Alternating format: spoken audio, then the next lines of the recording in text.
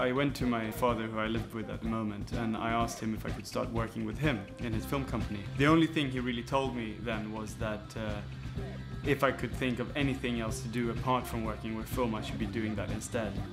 I just couldn't stand the idea of having a normal job, and I still can't. So there we go.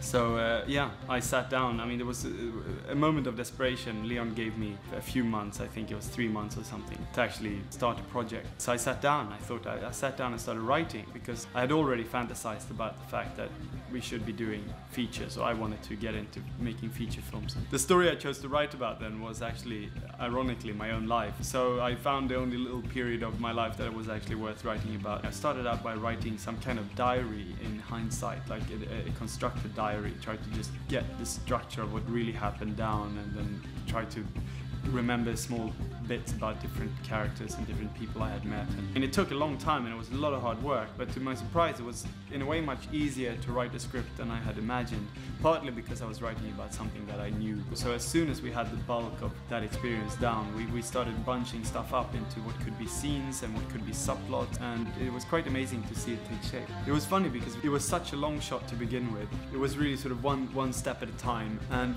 I didn't ever really come to the realization that I was going to, oh my god, I'm just about to direct a feature film. Now looking back, if some 19-year-old said that they want to make a film, I'd be laughing at them. And Summertime got a very, very warm reception by the critics. I mean, the nice thing was that people really emphasized that this was something that they had been longing for in Swedish film, like a youth film about youth done by a young person. It was also pushing the boundaries a lot, in the sense that we shot it all hand camera. We mixed film sorts, and there was black and white in there, and I mean, no video at the time because DV wasn't really on the map yet. But it was a pretty rock and roll film, and lots of jump cuts and what people called MTV generation style editing or whatever. Not that I really saw it like that myself, but it was something that we were kind of sloppy in a presumably creative way that we found really cool. I was kind of miffed because coming out with a film, especially I had greasy long hair and ripped up jeans, and I was listening to Nirvana at the time and trying to play similar music, and it wasn't like I was a very angry young person, but I wanted to have a bit of edge, and it was very difficult because all the sort of mild praise of Summertime, it was kind of suffocating. When Night Bus came out, or when we did Night Bus, I got what I was wishing for. I don't think I was prepared for it at all. I mean, all of a sudden some people really didn't like it, and some people really got at me, went for it, and said, what the hell are you thinking? How could you be doing a film like this? I remembered that I had been wishing to be able to be this kind of young angry filmmaker. And I thought that, no, I must be much older now, because I don't feel like I want that anymore at all. But I don't think it was that. I just think that I hadn't really thought that through when I was hoping for that on the first film. And then when it happened, it was just not really what I expected it to be. On the other hand, Night Bus was a really cool experience, because what it did was that it divided the audience pretty much 50-50. I mean, if we had a huge screening, kind of a premiere at the Gothenburg Film Festival, and 1,000 people came out from the cinema, and it was, I mean, half of the people that came out really felt like they've seen something which they hadn't seen before in Swedish film, or for a long time, or whatever, however they expressed it, but they were really, really charged by it. And some people, half of them, came out and just thought that this piece of garbage. So there was this real controversy in the film and in the audience themselves. I got a crash course in how to deal with bad criticism. Something that helped me was that a lot of the criticism, on the other hand, was actually quite, it wasn't constructive necessarily, as people got really angry, and people don't really get constructive when they get really angry. But it was quite to the point, and the fact that they got so angry was something that I could even apologize for it in a legit way, because the film was meant to do that. It was meant to really stir up emotions and to really get people engaged in the subject.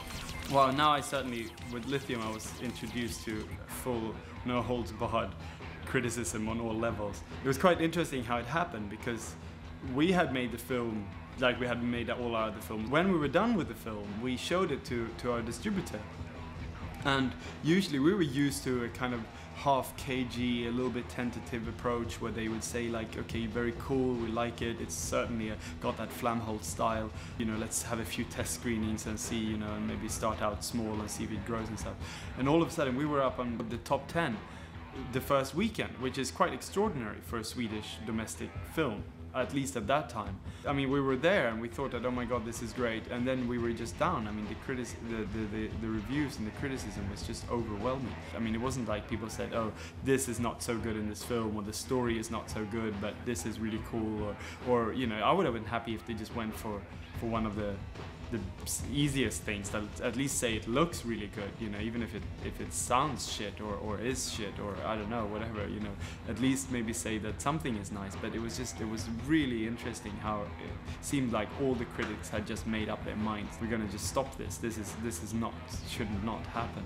It's funny now, because looking back at it, we laugh about it, and it was an experience so strong that, I mean, you kind of cherish having a strong experience like that, but at the time it was shattering. I remember just lying on a couch for days, not eating and not sleeping. The prize in Hollywood was obviously a great thing in a lot of respects. I got to be on stage and I got to receive a prize. I got to go around a lot of fancy offices in LA, and I got to drive around in a borrowed free Volvo convertible in a tuxedo and with the James Bond music blaring out. It was obviously a really cool and fun experience.